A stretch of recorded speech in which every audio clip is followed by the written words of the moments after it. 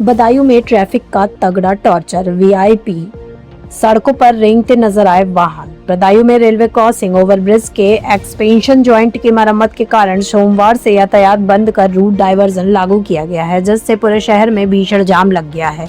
कई प्रमुख मार्गों पर ट्रैफिक व्यवस्था ध्वस्त होने के बाद मंगलवार दोपहर को नगर पालिका की टीम जाम खुलवाने के लिए बुलडोजर लेकर अतिक्रमण हटाने सड़कों पर उतर गई।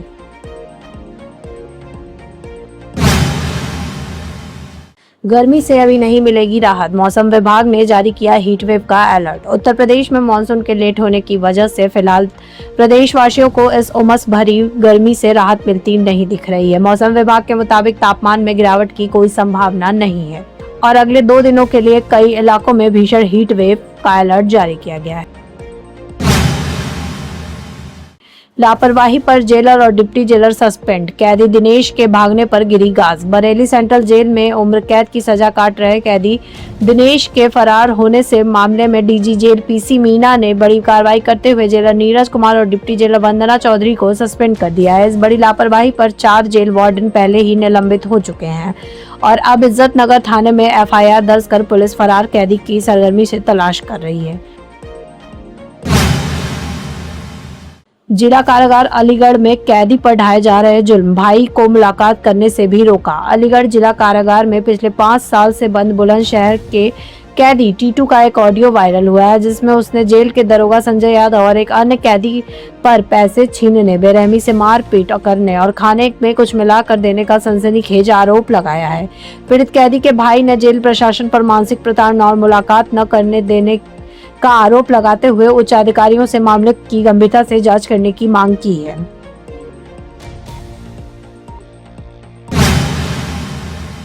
गवाही की रंजिश में अधेड़ की हत्या, महनौना गांव पुलिस छावनी में तब्दील। लालगंज थाना क्षेत्र के महनौना गांव में जमीन बैनामे की गवाही की रंजिश को लेकर लक्ष्मण निषाद नाम के अधेड़ की लाठी डंडों से पीटकर हत्या कर दी गई है, जिसके बाद गुस्साए परिजनों ने आरोपियों के घर पर तोड़फोड़ की। गांव में भारी तनाव को देखते हुए पीएससी और भारी पुलिस बल तैनात कर दिया गया है और पुलिस ने कुछ संदिग्धों को हिरासत में लेकर शव को पोस्टमार्टम के लिए भेज दिया है।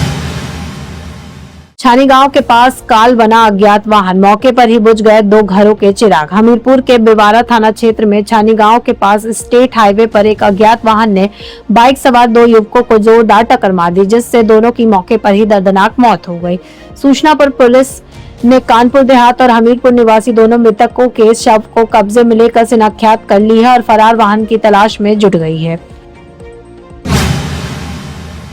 लखनऊ अग्निकांड के बाद कानपुर में बड़ा एक्शन, फिजिक्स वाला समेत 22 कोचिंग संस्थान सील।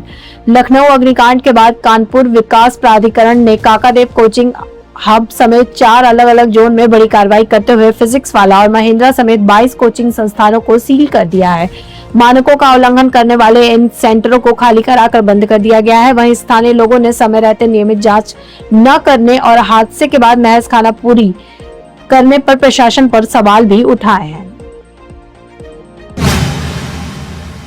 स्वास्थ्य सेवाओं में नया अध्याय, बांसी में डिजिटल सीटी स्कैन सेंटर शुरू।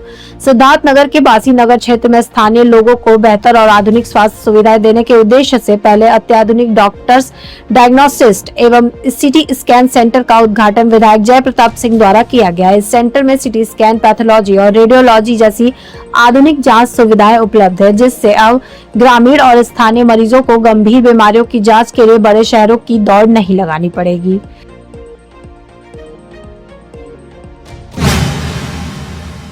भरत तिवारी एनकाउंटर पर कांग्रेस का हमला, करिश्मा ठाकुर ने बिहार सरकार को घेरा। बिहार के भरत भूषण तिवारी एनकाउंटर मामले में कानपुर से कांग्रेस नेता करिश्मा ठाकुर ने बिहार की भाजपा सरकार को बाहरी सरकार बताते हुए तीखा हमला बोला है। उन्होंने इस कार्रवाई को फर्जी एनकाउंटर करार देते हुए भरत तिवारी की तुलना शहीद भगत सिंह से की है और चेतावनी दी है कि सत्ता बदलने पर फर्जी एनकाउंटर करने वाले अधिकारी सलाखों के पीछे होंगे।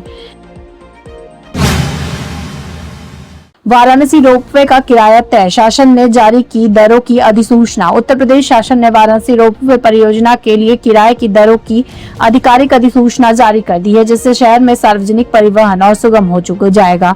इस नई व्यवस्था के तहत वाराणसी कैंट, विद्यापीठ, रथ यात्रा और गुदौलिया चौक स्टेशनों के बीच यात्रा करने वाले यात्रियों के लिए न्यूनतम किराया 10 रुपए और अधिकतम किराया 50 रुपए निर्धारित किया गया है।